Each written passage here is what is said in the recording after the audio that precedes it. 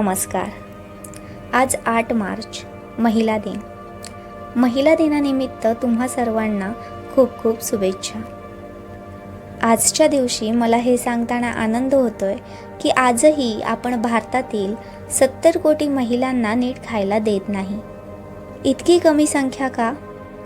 कारण आपण एक सांस्कृतिक आदर्श बनवून ठेवला आहे की सगळ्यांचे भरल्यानंतरच जे उरेल ते ती खाईल.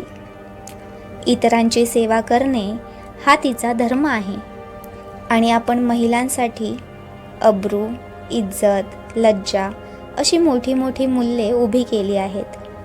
तिला जर एखादी गायनेकोलॉजिकल समस्या असेल तरी ती अनेक दिवस सांगत नाही, कारण ती लाजेची गोष्ट मानली जाते. अशा प्रकारे ती मरून जाते, कारण उपचारच भेटत नाही ना. जी काही खाण्यापिण्याची सामग्री येते त्यावरही पहिला हक्क घरातील मुलाचा असतो. आणि आरोग्य फक्त खाण्याने तर बनत नाही ना. खाणे हा तर एक मुद्दा झाला. आरोग्य टिकून ठेवण्यासाठी आणखीही काही गोष्टी हव्या. ते तुम्हाला नीट ठाऊक आहे. तिला फिरण्यासाठी, चालण्यासाठी वेळ द्यावा लागतो. आणि फक्त चालणे पुरेसे नाही. जर 60, 70, 80 वर्षांच्या काकूंनी चालले तर त्यांच्यासाठी ते पुरेसे असेल. पण एक 20, 30, 40 वर्षाची मुलगी किंवा महिला फक्त चालण्याने स्वतःच्या आरोग्याचे रक्षण कशी करू शकेल? तिला धावावे लागेल, पळावे लागेल, खेळावे लागेल. सांगा, भारतात तुम्ही कुठे मुलगी धावताना पाहिली आहे का? हो, दिल्ली, मुंबईचे काही पॉश भाग असतील जिथे कदाचित तुम्हाला गार्डनमध्ये, पार्कमध्ये मुली धावताना दिसतील. त्यांच्या व्यतिरिक्त सांगा, देशभर मुलगी कुठे धावेल? आणि जर ती धावली तर तिच्या मागे मुलांची गर्दी धावू लागते. कुठेतरी धावते, कुठेतरी जाते, चला आपणही जाऊया. आणि ही तर मी धावण्याबद्दल, जॉगिंगबद्दल खूप साधी गोष्ट बोलते. मग यात तिच्यासाठी इतर खेळांच्या सोयी कुठे आहेत? जी एक सामान्य मध्यवर्गीय मुलगी असते, तिचे आई वडील तिला असं म्हणतात का की आता तू 3री 4थीला आली आहेस, आता तुझी एखाद्या खेळाशी ओळख करून द्यावी लागेल. चल हे घे तुझे बॅडमिंटन क्लासेस किंवा फुटबॉलमध्ये जा, पोहायला जा, टेनिसमध्ये जा, क्रिकेटमध्ये जा. असं काही करतात का? हो, मी म्हणत आहे की मनात नेहमी एक भीती बसलेली असते.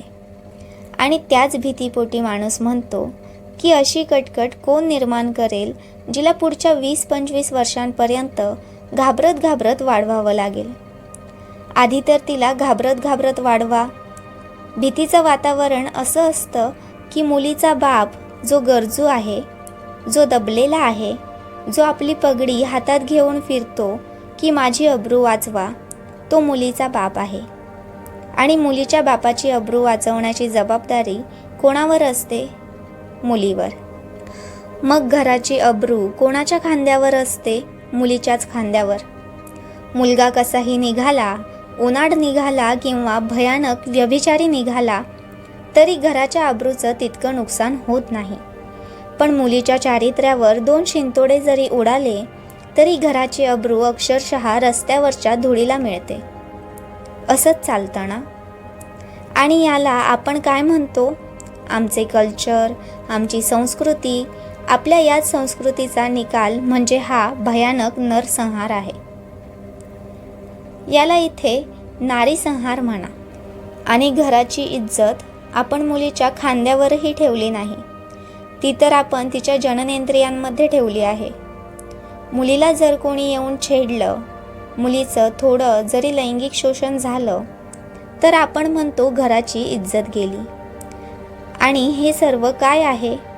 हे दुसरं काही नसून अध्यात्मापासूनची भयानक दुरी आहे. कोणतीही शरीराची जाणीव नाही, संपूर्णपणे देहभान नसलेलं आणि स्वार्थी जीवन, ज्यामध्ये पैसा अडक्याला मोठे स्थान आहे. ज्या कारणांमुळे मुलगी मारली जाते ते आर्थिक आहे. आणखी काय आहे? मुलीकडे 2 गोष्टी नसतात.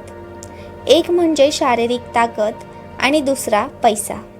भारतातील एकूण संपत्तीपैकी माझ्या मते केवळ 2-3% संपत्ती महिलांच्या हातात आहे. जर आपण संघटित क्षेत्रांबद्दल बोललो तर त्यात किती महिला असतील? 10-20% जास्त नसतील. महिलांचे प्रमाण 10-20% वर असणार नाही. भारताच्या संसदेत महिला किती आहेत? 10%. भारताच्या विधानसभेमध्ये महिला किती आहेत? 9%. मग कोणी मुलींना जन्म का देईल?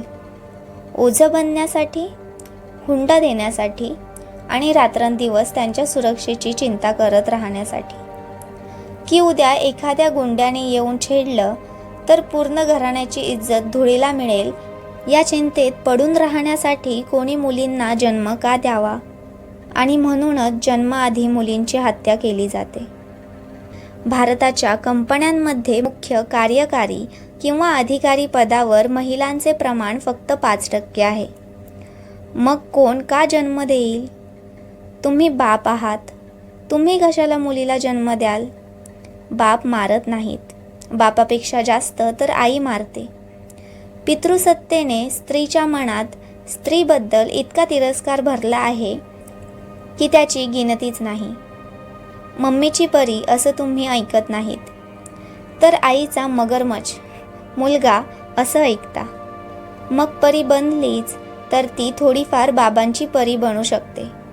स्त्रियांचा सर्वाधिक द्वेष स्त्री स्वतःच करते आणि ती तसं यासाठी करते कारण तिच्या मनावर असं बिंबवलं गेलं आहे, तू लहान आहेस, तू निंदनीय आहेस. मग ती स्त्री म्हणते, जेव्हा मीच निंदनीय आहे तर दुसरी स्त्री सुद्धा. आई म्हणते, जेव्हा माझाच काही सन्मान नाही, माझीच काही पत नाही, तर ही जी दुसरी मुलगी मी जन्माला घालत आहे ती सुद्धा माझ्याच लिंगाची आहे, मी सुद्धा निंदनीय आहे, मग हिला मारून टाका. आता सुनांना छळण्याचे उदाहरण घ्या ना. कधी सासरा आणि सुनेचं भांडण झाल्याचं ऐकलं आहे का? ऐकलं पण असेल, पण खूप कमी प्रमाणात. असं कधी ऐकलंय, हुंड्यासाठी हत्या होते तेव्हा सासरा येऊन सुनेला पेटवून देतो? असं क्वचितच घडतं. त्यात सासूचा नंबर 1 असतो. हो, सासूच्या मागे घरातील सर्व पुरुषही आग लावायला आले तर मुलीसाठी ते ठीक असतं, पण पहिली सुरुवात मात्र सासूकडूनच होते.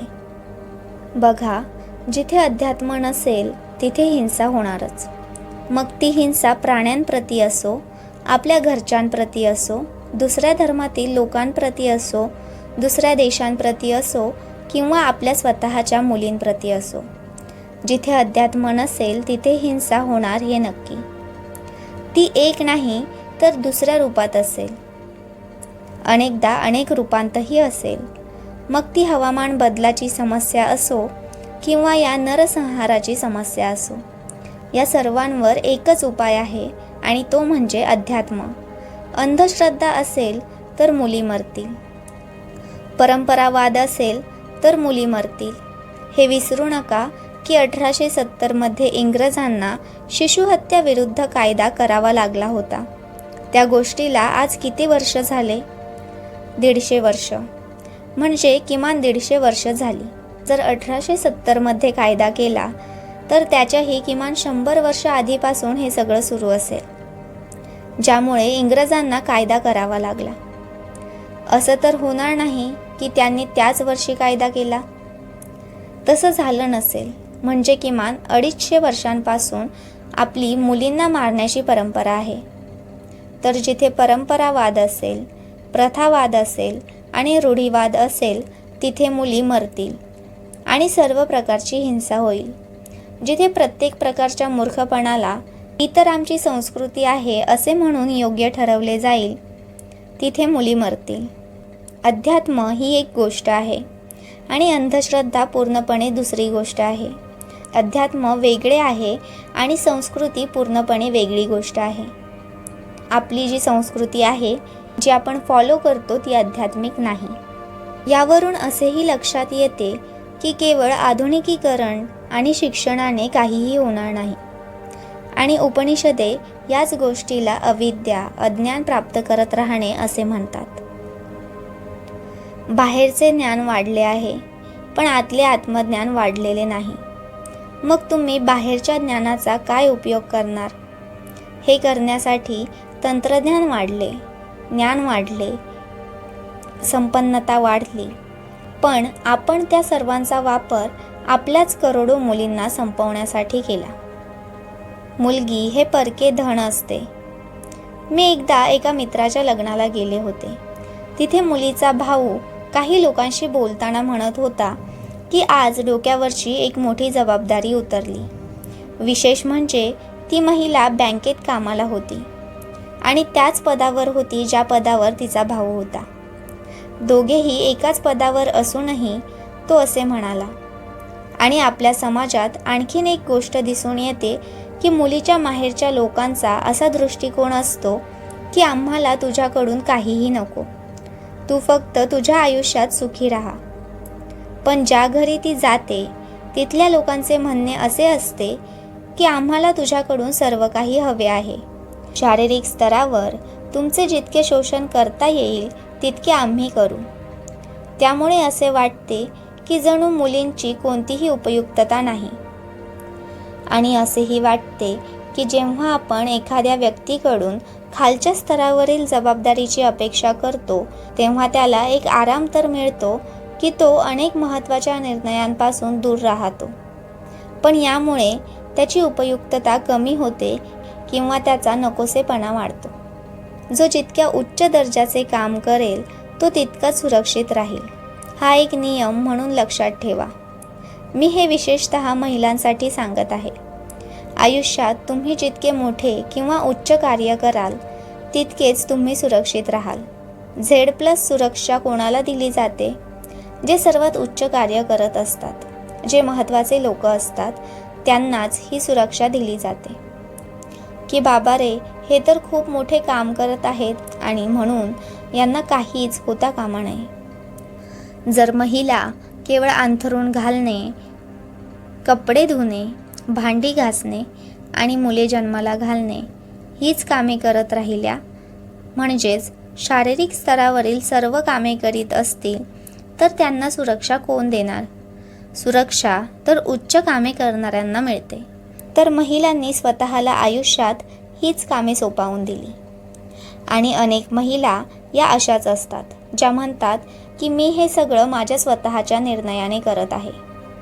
अरे, पण तुम्ही जर हे मर्जीने करत असाल किंवा अपघाताने किंवा दुर्दैवाने, पण तुम्ही जे काम करत आहात त्याला फारसे महत्त्व नाही. आणि जरा प्रामाणिकपणे हे मान्य करा. लोक म्हणतात नाही, किचन तर खूप महत्त्वाचं असतं. जेव्हा गृहिणी जेवण बनवते तेव्हा त्यात प्राण येतात, असं गुरुजी म्हणाले. मला तर खूप आधीच नियंत्रण मिळायला हवं होतं, पण 4 दशकांहून अधिक काळ गेला. मी तर इकडे तिकडे लोकांनी बनवलेलं अन्न खाल्लं आहे. आता बाहेर पडून संघर्ष करावा लागू नये, आव्हानांना सामोरं जाऊ लागू नये म्हणून महिला स्वतःच म्हणतात की नाही, आमची चूल ही जगातील सर्वात महत्त्वाचं काम आहे. पहा, आपण जगासाठी पुढची पिढी तयार करत आहोत. यापेक्षा मोठं काम काय असू शकतं? मग तुम्ही स्वतःलाच मूर्ख का बनवत आहात? पुरुष जर स्त्रीला मूर्ख बनवतो तर समजण्यासारखं आहे, कारण तो दुसरं लिंग आहे. पण स्त्री स्वतःच स्वतःला मूर्ख बनवत आहे, हे मी कसं समजू? आणि तुम्हाला तरी हे कसं पटतं? यावर तुम्ही एक जागृत महिला म्हणून विचार करायला हवा असं मला वाटतं.